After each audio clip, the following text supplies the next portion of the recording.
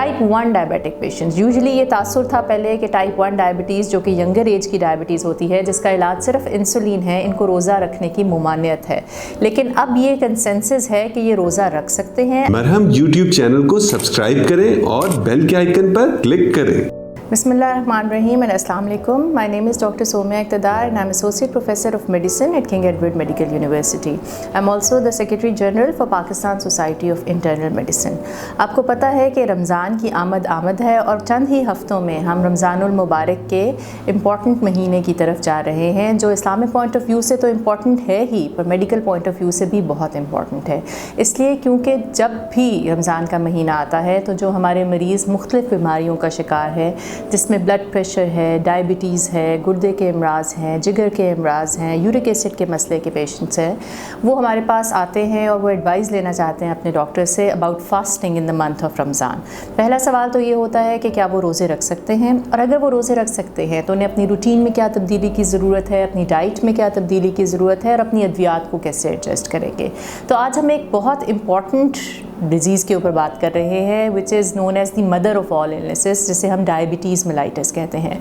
ज़ियाबीतस का मर्ज़ बहुत कॉमन है हमारी पॉपुलेशन के अंदर और हमारी बहुत ज़्यादा तादाद में लोग इससे इफ़ेक्टेड हैं, और ये मरीज़ कई दफ़ा रोज़ा भी रखना चाहते हैं और अपने फ़िज़िशियन से मशवरा करते हैं कि क्या हम रोज़े रख सकते हैं। तो पहला तो ये सवाल उठता है कि कौन से वो मरीज़ हैं डायबिटीज़ के जिनको रोज़ा रखने की इजाज़त है और कौन से वो मरीज़ हैं जिन्हें रोज़ा नहीं रखना चाहिए। दूसरी बात ये होती है कि उनको क्या एहतियात बरतनी है अगर वो रोज़ा रख रहे हैं, उनको अपनी डाइट और एक्सरसाइज की रजीम में क्या चेंजेस लानी है। सो इस पर हम आज बात करेंगे।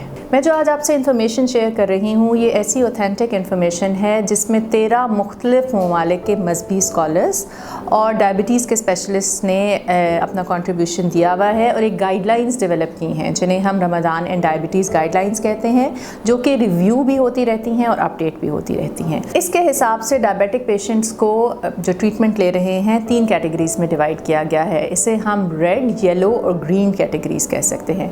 रेड कैटेगरीज वो हैं जिनको रोज़ा नहीं रखना चाहिए, येलो कैटेगरीज वो हैं जिन्हें मॉडरेट रिस्क है और वो डॉक्टर के मशवरे के साथ रोज़ा रख सकते हैं, और येलो के बाद ग्रीन कैटेगरी आती है। ये वो कैटेगरी है जो रादर सेफर है, उनको लो रिस्क है और वो रोज़ा रख सकते हैं। So let's talk about them one by one.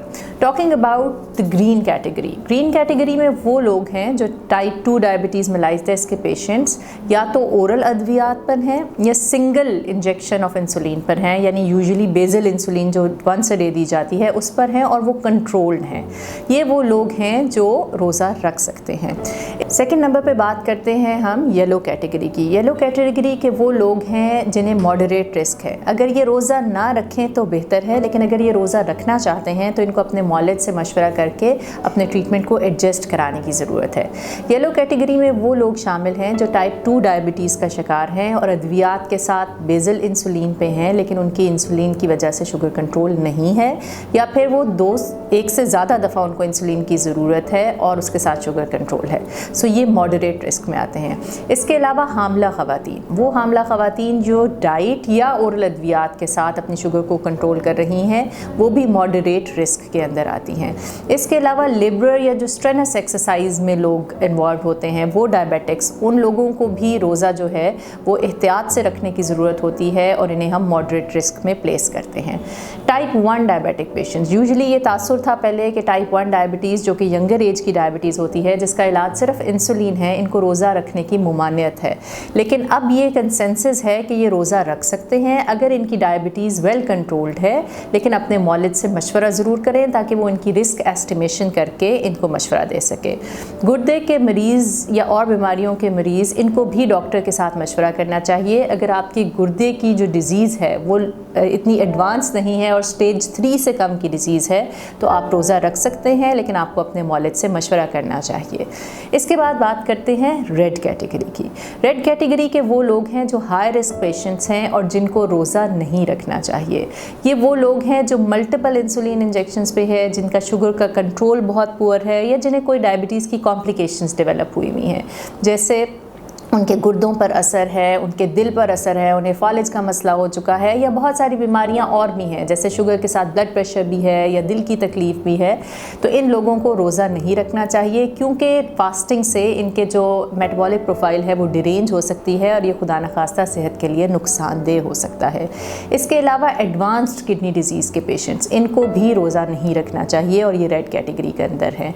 हामला ख़वातीन जिनको इंसुलिन रिक्वायर्ड है अपनी शुगर लेवल्स को कंट्रोल करने के लिए, इनको भी रोज़ा रखने की ममानियत है और इस्लाम की तरफ से भी इनको एग्जम्पशन दी गई है कि ये रोज़ा ना रखें। इसके अलावा टाइप 1 डायबिटिक्स जो कि मल्टीपल इंजेक्शंस पे हैं और जिनकी शुगर कंट्रोल नहीं है, इनको भी रोज़ा नहीं रखना चाहिए। इसके अलावा हाइपोग्लाइसीमिया, जहाँ हम शुगर की कमी की बात करते हैं तो ये बहुत डेंजरस साइन होता है।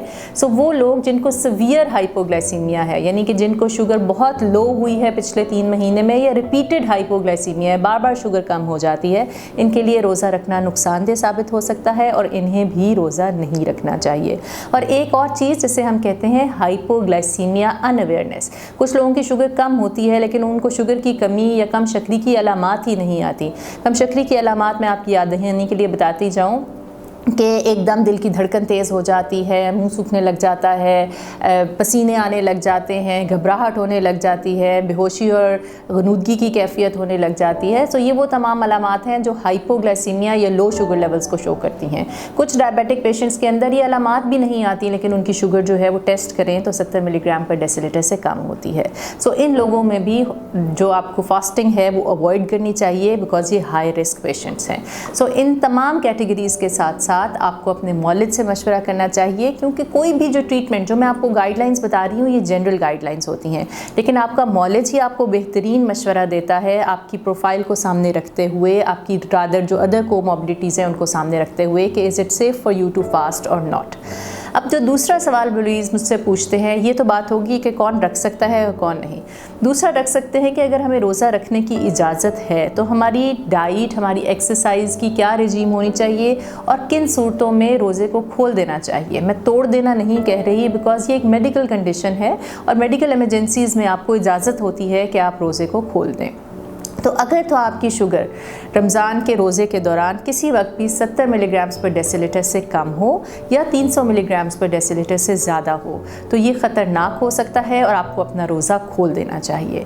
दूसरी इंपॉर्टेंट बात वो पूछते हैं कि जी डाइट में क्या चेंजेस करें, अद्वियात में क्या चेंजेस करें और एक्सरसाइज रजीम में तो क्या चेंजेस करें। सो डाइट आपने तकरीबन वही परहेज़ जो आपको पहले बताया गया है वो आपने कंटिन्यू करना है।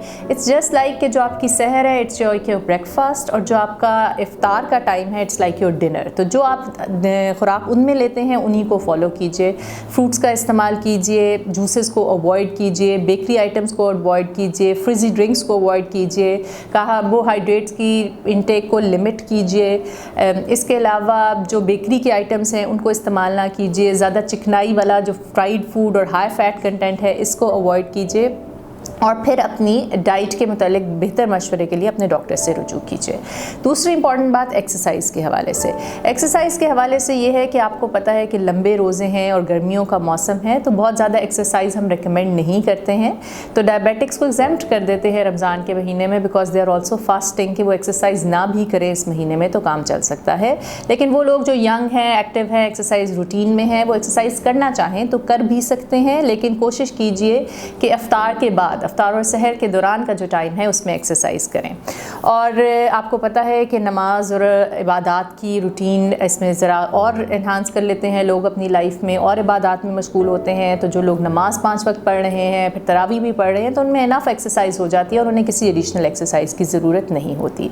हाइड्रेशन, अपनी पानी की इंटेक का ज़रूर ख्याल रखिए। लोग जो हैं वो कभी कभी कतराते हैं कि जी बार बार पानी पिएंगे तो वॉशरूम जाना पड़ेगा, वज़ू टूट जाएगा, लेकिन आपने अपनी हाइड्रेशन का बहुत ख्याल रखना है। रोज़ा खोलने के बाद से लेके सहर तक अपनी पानी की कमी को, इनटेक को, जो आपने रोज़े के दौरान पानी नहीं पिया था उसको पूरा कीजिए और अपनी हाइड्रेशन का ज़रूर ख्याल रखिए। तो ये कुछ इंपॉर्टेंट टिप्स हैं जो मैं आप लोगों के साथ डायबिटीज़ और रमज़ान के हवाले से शेयर करना चाहती थी। लेकिन सबसे इम्पॉर्टेंट ये होता है कि आप अपने मौलिद से, जो भी आपका ट्रीटिंग फिजिशियन है, उससे मशवरा करें ताकि वो आपको सामने रखते हुए आपको बेहतर तौर पर मशवरा दे सके। मैं अपने मरीज़ों को ज़रूर कहती हूँ कि अगर वो रोज़ा रखना चाहते हैं और वो स्टेबल है और रोज़ा रख सकते हैं तो वो टेस्ट रोज़े रख लें। And this is the right time Ramzan से पहले, जब हफ्ता 10 दिन पहले आप 2-3 दिन कंडीशन कर लें अपनी बॉडी को रोज़े की रूटीन के मुताबिक, और आप एक टेस्ट रोज़ा रख के अपनी रूटीन को सेट कर लें ताकि आप भरपूर तौर पर इस माह रमज़ान से फ़ायदा उठा सकें। I hope this was useful. Thank you very much. हम YouTube चैनल को सब्सक्राइब करें और बेल के आइकन पर क्लिक करें। अभी मरहम ऐप डाउनलोड करें और किसी भी मसले के लिए 2000 से ज्यादा स्पेशलिस्ट डॉक्टर से ऑनलाइन ऑडियो या वीडियो कॉल के जरिए बात करें।